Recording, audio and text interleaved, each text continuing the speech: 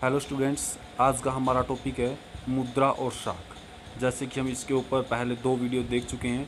आज हमारी ये अंतिम वीडियो है, इसके बाद ये लेसन ख़त्म हो जाएगा। हमने कि जैसे पहले देखा था कि हमने जो उधार लेते हैं, उधार लेने की हमारी अलग अलग प्रक्रियाएँ थी। जैसे हम पहले बैंक से उधार लेते थे, फिर साहूकारों से भी उधार लेते थे, अपने मित्र प्यारे से उधार लेते थे। तो हमें ये उधार लेने की एक अलग अलग प्रक्रिया थी।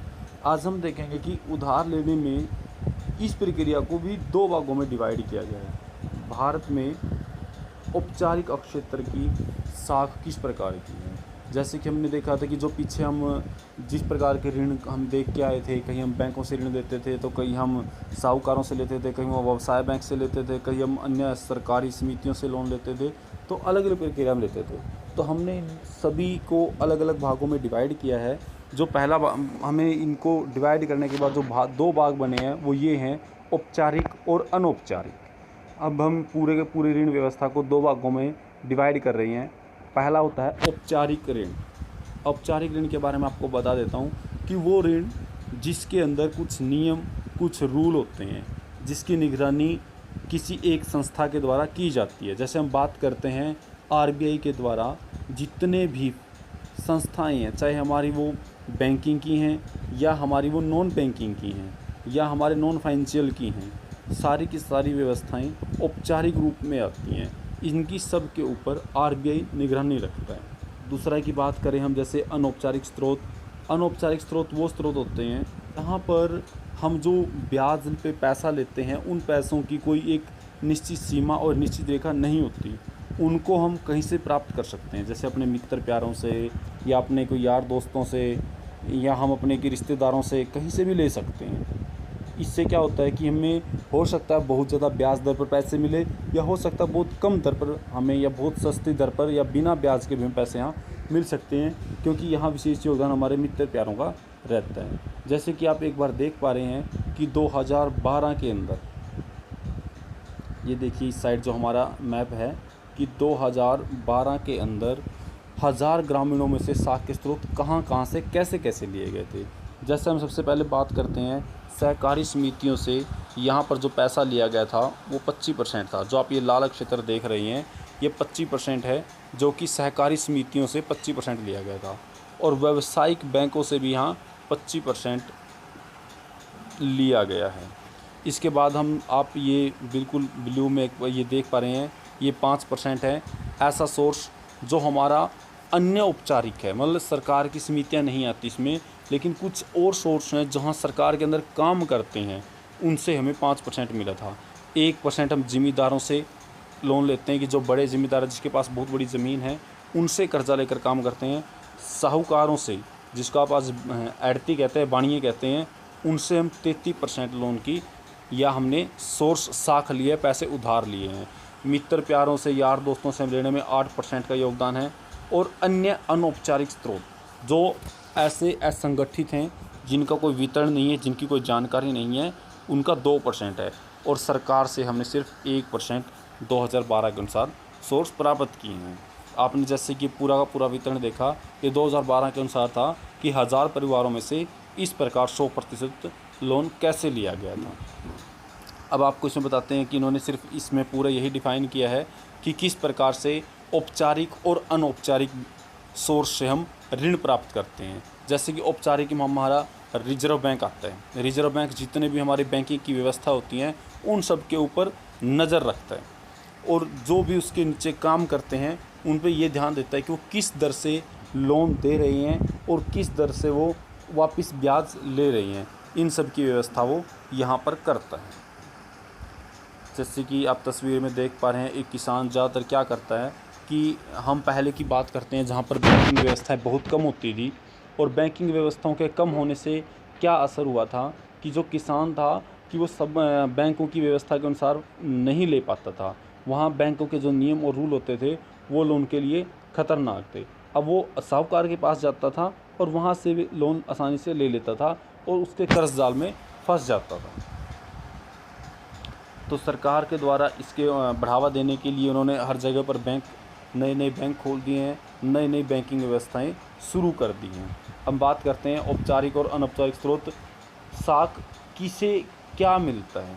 कि आप जैसे अगर आप देख पाएंगे इसमें कुछ आंकलन दिया है कि आलेखन 2 में शहरी क्षेत्र के लोगों के लिए ऋण के औपचारिक और अनौपचारिक महत्व को दिखाया गया है। आरेख में गरीबों से अमीर लोगों को 4 भागों में बांटा गया। आप देख सकते हैं कि शहरी क्षेत्र में निर्धन परिवारों के कर्जों की 85% ज़रूरतें अनौपचारिक स्रोतों से पूरी होती हैं। इसकी तुलना आप शहरी इलाकों में अमीर परिवारों से कीजिए। आप देखेंगे केवल 10% अनौपचारिक स्रोतों से होती हैं, बाकी 90% जो हैं वो औपचारिक स्रोतों से पूरी होती हैं, क्योंकि उन्हें बैंक की व्यवस्थाओं का ज्ञान है और वो आसानी से चीज़ों को वहाँ से प्राप्त कर लेते हैं। लेकिन किसान हमारा वो गरीब है और वो उन्हें अनौपचारिक स्रोतों से ग्रहण करता है और उस पर बहुत कर्जा का जाल बहुत ज़्यादा बढ़ जाता है। तो इनसे हमें पता चलता है कि जो हमारे यहाँ पहले परिवार थे जो औपचारिक स्रोतों से या ग्रामीण परिवारों की जो कुल ज़रूरतें थी 50% ही पूरी कर पाते थे, बाकी 50 के लिए हमें अनौपचारिक के पास जाना पड़ता था, बैंकों के पास व्यवस्था नहीं थी। जैसे आप यहाँ एक बार देख पाएंगे कि शहरी परिवारों के द्वारा कुल ऋण का कितना प्रतिशत औपचारिक और कितना प्रतिशत अनौपचारिक है। जैसे गरीब परिवार 85% जो नीला है अनौपचारिक है और जो बैंगनी है ऊपर 15% है वो औपचारिक स्रोतों से हैं। और कम संपत्ति वाले लोग हमारा 53 और 47% ग्रहण करते थे। और इसके बाद जैसे हम बात करते हैं समृद्ध परिवार वाले लोग 72 और 28% और अमीर परिवार 10 और 90% का योगदान इस प्रकार से इसमें दिया गया है। अब हम इसमें क्या करते हैं कि सरकार को क्या करना चाहिए। सरकार इसमें क्या करती है कि जो भी उन्हें लोन लिया है या जो लोन देने वाली संस्थाएं हैं जो गरीबों को आसानी से लोन उपलब्ध करवा सकें, उन संस्थाओं को हर एक गांव में हर एक इलाके में फैला देना चाहिए ताकि वो आसानी से ऋण प्राप्त कर सकें और किसान इस कर्ज जाल से बाहर निकल सकें। आइए हम कुछ क्वेश्चन के बारे में डिस्कस करते हैं कि ऋण के औपचारिक और अनौपचारिक स्रोतों में क्या अंतर है। जो हमारे औपचारिक स्रोत होते हैं उसके अंदर क्या होता है कि वो एक नियम के अनुसार बने होते हैं, उनमें ब्याज की दर फिक्स होती है। जैसे हमारे जितने भी बैंक हैं या बैंकों से जुड़ी जितनी भी संस्थाएं हैं वो सारी की सारी एक निश्चित दर से हमें ऋण उपलब्ध करवाती है। और बात आती है अनौपचारिक स्रोत की। अनौपचारिक स्रोत वो स्रोत होते हैं जहाँ पर हम लोन किसी परिवार में सदस्य से, अपने मित्र प्यारे से या रिश्तेदारों से ग्रहण करते हैं। इसके अंदर ब्याज की कोई निश्चित दर नहीं दी होती। तो हम दूसरे क्वेश्चन की बात करते हैं कि सभी लोगों के लिए यथोचित दर पर ऋण क्यों उपलब्ध होने चाहिए। क्योंकि ये कहता है कि जो सभी परिवार के हैं, चाहे वो गरीब हैं चाहे अमीर हैं, उनके लिए एक ही दर के ऊपर ऋण क्यों मिलने चाहिए ताकि जो कर्ज का जाल बढ़ता जा रहा है वो ख़त्म किया जा सके और अमीरी और गरीबी को दूर किया जा सके। इसलिए इनको एक समान कर देना ज़रूरी है। क्या भारतीय रिजर्व बैंक के जैसे कोई निरीक्षक होना चाहिए जो अनौपचारिक ऋणदाताओं की गतिविधियों पर नज़र रखे। जैसे हमने कि अभी पढ़ा था कि जो हमारे अनौपचारिक स्रोत होते हैं उनके अंदर कोई भी व्यवस्था को देखने वाला नहीं होता, ना ही उनको कंट्रोल करने वाला होता है कि किसने व्यवस्था कैसे रखनी है, कितनी ब्याज की दर होनी चाहिए। यहाँ पर निर्भर करता है सामने वाले की सोच के ऊपर कि वो आपको किस ऋण पर या किस ब्याज की दर पर आपको ऋण उपलब्ध करवा रहा है। अगर वो आपके मित्र प्यारा है, आपकी जान पहचान का है, तो आपको आसानी से सस्ती कीमत पर ब्याज पे उपलब्ध करवा देगा। अगर वो आपकी जान पहचान का नहीं है तो आपको आसानी से चीज़ें उपलब्ध नहीं करवा पाएगा। तो इसलिए कि ऐसा एक निरीक्षक होना चाहिए जो इनकी भी एक निश्चित सीमा बांध के रखे। आपकी राय में गरीब परिवारों की तुलना में अमीर परिवार औपचारिक स्रोतों का हिस्सा अधिक क्यों है? क्योंकि इसमें जो लोग हैं, जो अमीर लोग हैं, वो थोड़े समझदार लोग हैं, उनको कम कीमत के ऊपर आसानी से या थोड़ी सी मेहनत के बाद ब्याज पे जो साख है मिल जाता है, लोन मिल जाता है। लेकिन गरीब लोग इतने ज़्यादा चक्कर में नहीं रह सकते। चलिए अब हम आगे की बात देखते हैं। आप ये तस्वीर देख पा रहे हैं। इस तस्वीर के अंदर एक व्यक्ति है जो अपने हाथ से काम करता है। और ऐसा व्यक्ति क्या करता है कि अपना ऐसे काम करने से एक संगठन का निर्माण कर सकता है और इसकी एक छोटी सी जैसे हम कहते लघु उद्योग लगा सकता है और ये ऋण ले सकता है बैंक से। अब हम आप बात करते हैं निर्धनों के लिए स्वयं सहायक समूह होने चाहिए। ये क्या होते हैं? जैसे आप इसमें नाम में लिखा हुआ है स्वयं सहायक समूह, मतलब स्वयं मैंने खुद के सहायता करने वाले, खुद की सहायता करने वाले समूह। जो ऐसे समूह बनाए जाते हो जो खुद की ही सहायता करते हो। इसको मैं एक एग्जांपल के द्वारा बताते हैं। मान के चलिए आप अपनी क्लास में 33 बच्चे हैं और 33 के 33 बच्चे के पास आय का कोई ना कोई सोर्स है, चाहे वो कहीं से भी पैसे कमा के लेके आता है, लेकिन वो पैसे ले आता है और वो क्या करता है कि अपने पैसे कमाने की इनकम में से कुछ हिस्सा अपना ही इन 33 क्लास के बच्चों का ग्रुप बना के एक के पास रख देते हैं सेविंग के रूप में, जैसे कि हम बैंक में रखते हैं। लेकिन वो बैंक नहीं होता, वो संस्था आप ही की होती है।